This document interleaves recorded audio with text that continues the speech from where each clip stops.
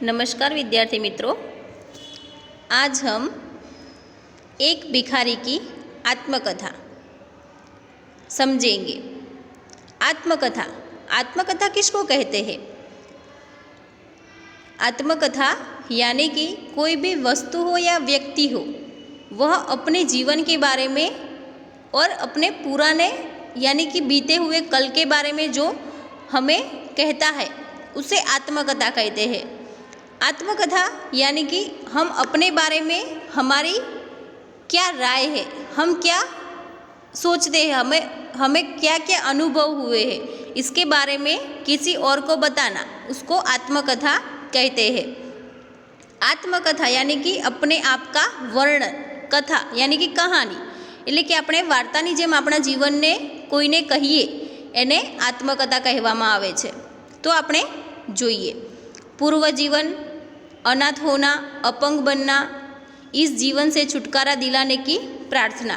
आमां आटला पॉइंट्स आपेला छे कि पूर्व जीवन एटले पहेलानुं जीवन, अनाथ बनवुं कई रीते अनाथ बन्या, अपंग बनना एटले के अपंग कई रीते भिखारी छे ए अपंग कई रीते बन्यो, अने इस जीवन से छुटकारा दिलाने की प्रार्थना, अने एनुं जे आ जीवन छे एनी अंदरथी एने छुटकारो मेळववो छे तो एना माटे भगवानने प्रार्थना करे छे।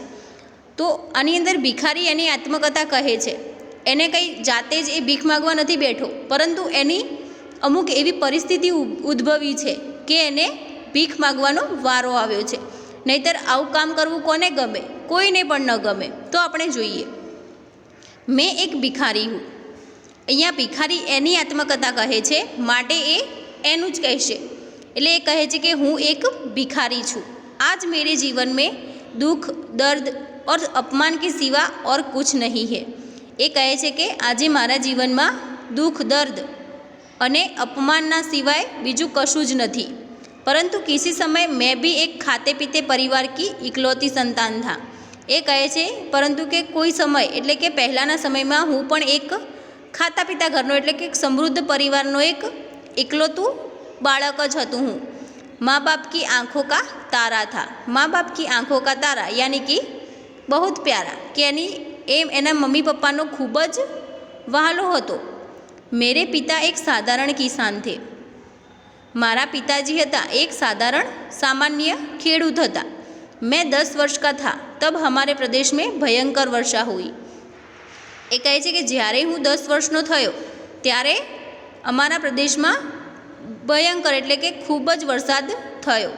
कई दिनों तक मूसलाधार पानी बरसता रहा, कि घણા બધા દિવસો સુધી મૂશળધાર વરસાદ વરસતો જ રહ્યો। ખેતों में पानी भर गया, खेतरों में पानी भराई गયું।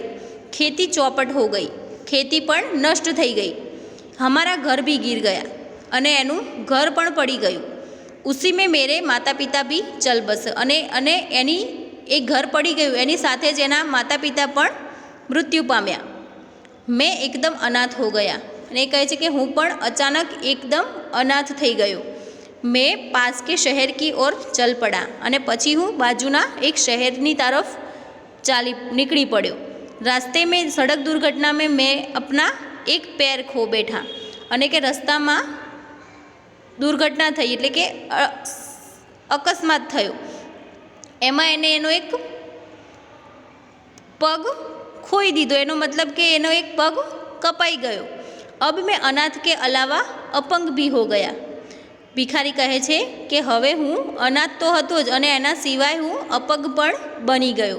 काम पाने की खूब कोशिश की पर कहीं काम न मिला, कि मैंने काम पाने के लिए खूब कोशिश की परंतु मुझे कहीं पर भी काम नहीं मिला।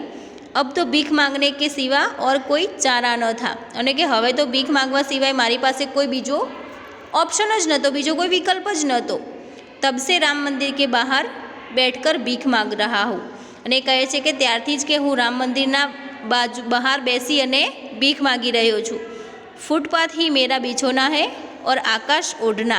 ए कहे छे कि फूटपाथ एटले रस्तो ए ज के मारुं पाथरણું छे अने आकाश मारुं ओढ़णું एटले के ओढ़वा माटेनी वस्तु आपणे जे चादर ओढ़ीए छीए तो एना माटे तो एवुं पण कशुं नथी, एटले कहे छे कि आकाश ज मारुं ओढ़णું छे।